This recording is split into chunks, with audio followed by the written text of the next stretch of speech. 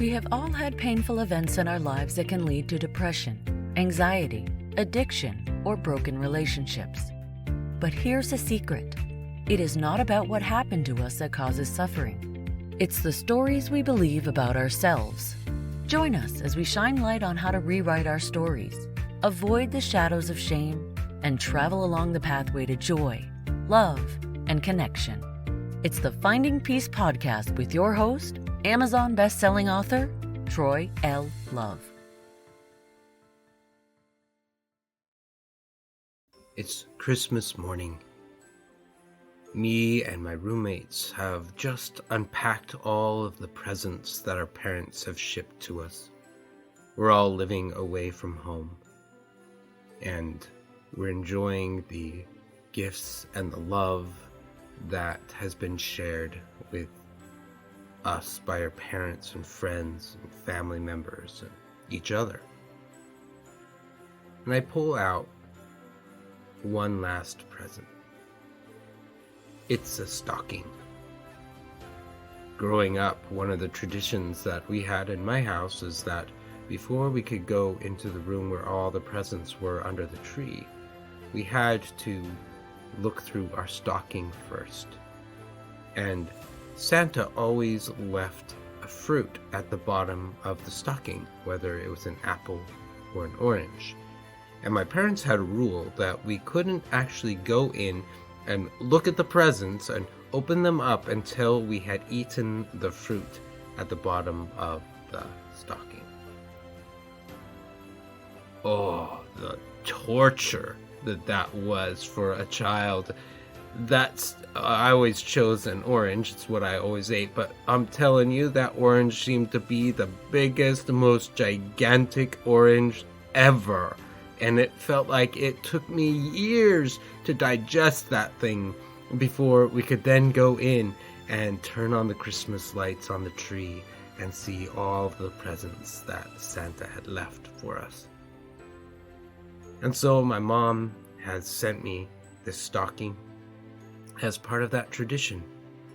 Now, it was at the bottom of the package, and so I didn't actually see it, and so I didn't follow the tradition like we normally do. And so I'm pulling it out now, and I'm looking at it, but something does not smell good. The moment that I had opened up that package, I could smell it. It was that rotting, decayed smell, and it's coming from the stocking. The orange had rotted. I tried to get the stuff out of the stocking that I could that wasn't tainted by the rotten orange, juicy, smooshy, pulpy stuff, pulled it out, and then I just threw the sock in the garbage. I wasn't going to reach my hand in there and pull that thing out. That was really gross. Not going to do that at all. And we continued looking at and playing with the presents that we got and just spending some time together with our roommates. Later on, we had the opportunity to call our parents, and I called my mom. Now, my mom and dad had been divorced for about a year, and she was living on her own, and I was going to call my dad later. I knew that times had been a little bit troubling for my mom, as she is now on her own, having to manage things on her own. As we're talking, I'm happy to see how she's doing and what she's doing for the Christmas holiday and all of those wonderful conversations. And then she asks me if I was able to get the $100 bill that she put in the presents. And I said, I don't remember getting a $100 bill. I didn't see that. Did I miss it? And she said, oh, well, it was at the bottom of the stocking. Oh, really? I didn't have the heart to tell her that the orange at the bottom of the stocking was rotten and that we had thrown it away. I didn't want to tell her that. And so I said, oh, I'll have to go look, but thank you so very much. That was such a sacrifice. I know that must have been really hard for you to to be able to send that money. So thank you so very much. After I got off the phone, my heart was in the bottom of my toes. I felt so awful that I had thrown that away. It wasn't about the $100. I mean, that would have been nice to have as a poor kid who's not living with his parents anymore. The $100 would have been wonderful, but it was more about the sacrifice that my mom had made to make sure that I had the $100 present for Christmas. And I had thrown it away. So I was really bummed, and I was really sad, and just kind of feeling like, what? We went to the garbage can to see if we could maybe pull it out, but somebody had taken the garbage out. We lived in an apartment complex. Somebody had taken the garbage out and thrown it into the dumpster. Well, I thought, well, I guess it's gone. I guess that's just sad, and I'll just never tell my mom that I threw her $100 away, and that's the end of that. But my roommate, Jeff Ambrose, said, no, we're going to go get it. I said, what are you talking about? He said, no, we're going to go get it. We're going to go out and we're going to go get it. That was really wonderful that your mom would do that. And so we're going to go get it. I said, it's out in the dumpster. He said, so let's go get it. And so we go out, and it's Christmas morning. Everybody has thrown all of their trash from their presents and all of the things that they've opened up and thrown it into this dumpster. It is full of garbage. Elder Ambrose is actually wearing a shirt and tie and pants, and he says, I'm going to get in there.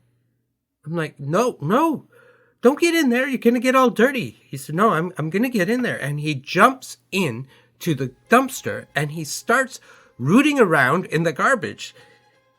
Well, here's this guy wearing a suit and tie, looking like somebody who's scavenging through garbage, and I am standing there baffled. Why would you do that? You don't need to do that. It's not even worth it.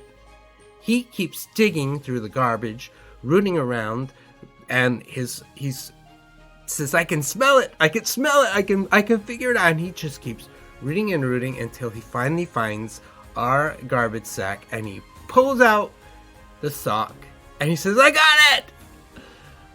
And he jumps back out of the dumpster, handing me the rotten sock.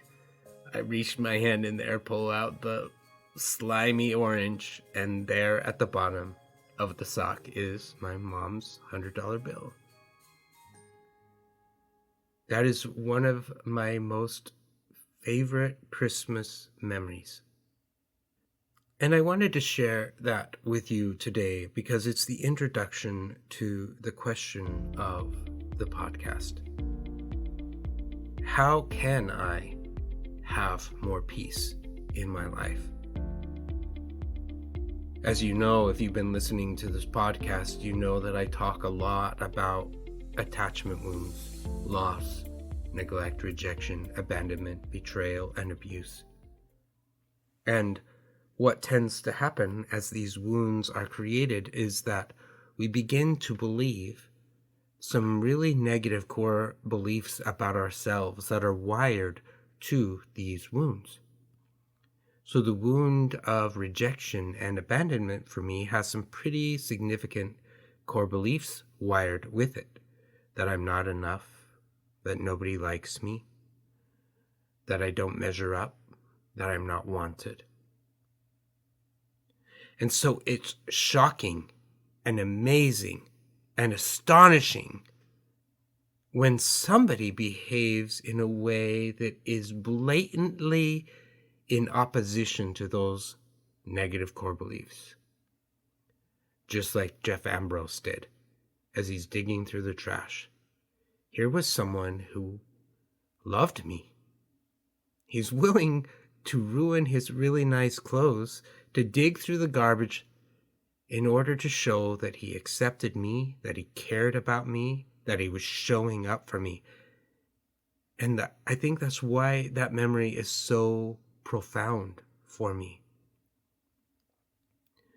But what tends to happen is that our impotent one in particular really hijacks those kind of experiences. We have these astonishing, amazing experiences that really could rewrite the story that I'm wanted and that I'm needed and that I'm cared for. And yet the impotent one will hijack that and say, well, that was just a one-time thing. It's not really something that happens all that often. This is just fluke. He's just doing it because it's Christmas time. Those downer messages that the impotent one says to us just can really crush what is a beautiful and loving experience. And luckily for me, the impotent one didn't do that for me in this particular experience. As I look back, I just am still astonished and amazed and full of gratitude for the love that Jeff showed for me that particular day. What tends to happen is that a part of our brain called the reticular activating system gets the message that I'm not enough or that I don't matter, and then it begins to look for evidence that that is an accurate core belief. And when we start looking, man, we're going to find evidence that shows that we are rejected and abandoned and betrayed and abused. Like, we're going to find it because we live in a world where there is some things that are not pleasant. There are some things that are not happy. There are things that happen where we treat each other horribly as a human race. So you're going to find it. But the interesting thing is that the reticular activating system can also be used to bless us. And so I wonder what would happen if, instead of looking for the evidence to prove that I'm neglected and rejected and unwanted and all of those negative core beliefs, I wonder what would happen if I began to look for evidence that shows just the opposite. And this example with Jeff Ambrose is a beautiful example. Here is an absolutely undeniable experience where somebody showed me love. Can I sit for a moment and just ponder who else in my life has shown that to me? Who've been the angels in my life who have caused me to feel love and joy and acceptance and trust and have paid attention to me? And if I just ponder for a moment, I can come up with quite a number of names that are on the list. In the end of the movie The Wizard of Oz, the wizard says to the Tin Man, "A heart is not judged by how much you love, but by how much you are loved by others." And I've never really quite understood that. But in this moment, as I was sitting there and making this list of people who have blessed my life, these are people who have loved me. And each one of those names is evidence that that core belief is actually not true. And as I begin to sit with that and recognize the number of people who have blessed my life, it also offers an invitation for how I can bless other people's lives. Are there people in my life who maybe are struggling with wounds of neglect, loss, rejection, abandonment, betrayal, or abuse? And is there something small that I can do to help them know that I accept them, that I love them, that I care for them, that I want to pay attention to them? Is there something that I can do to help that person know that they matter to me? It seems at the holiday season that we're a little bit more tender in our willingness to do that for other people. We're more willing to share and express love and give gifts and those wonderful things that we do at the holiday season.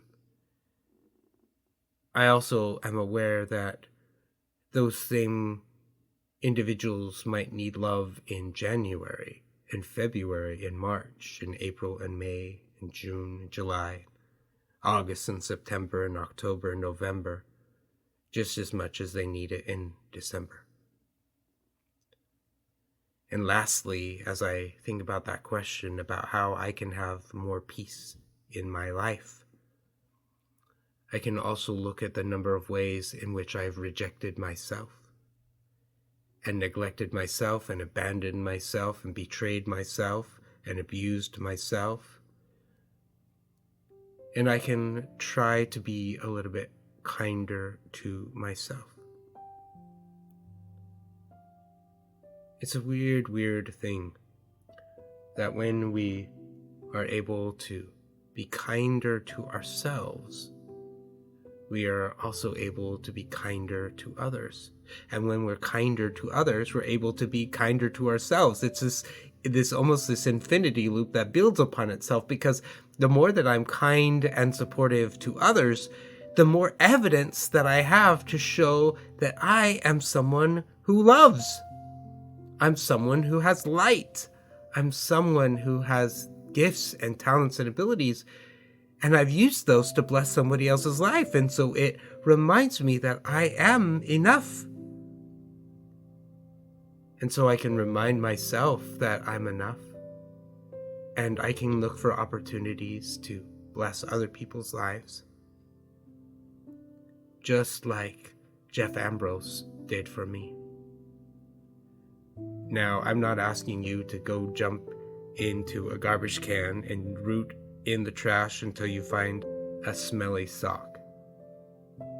But I am asking you to be present with yourself for a moment, to breathe and take a deep breath, and ask yourself, is there someone who could use a little bit more acceptance and attention and love from me?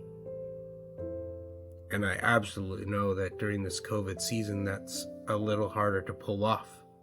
But sitting with that question, I am absolutely convinced that a name or two will come to mind. And then you sit with that name and ask yourself, what can I do to help that person feel like they matter to me? And an idea will come to your mind. Part of finding peace is not so that we can just focus on ourselves, but so that we can bless the world with the light that we have within. You are a being of light. You matter. You are worthy of love and belonging. And I hope that your reticular activating system can begin to notice all of the evidence that proves that to be the case. May you be well. Take care. You've been listening to the Finding Peace podcast. If you loved the show or want to ask a question, let us know by going to troylove.com. There, you can also learn about the Finding Peace 5-Day Challenge.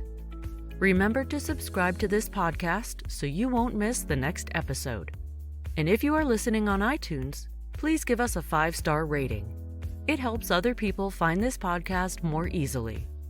Thank you for spending part of your journey with us. Copyright Finding Peace Consulting.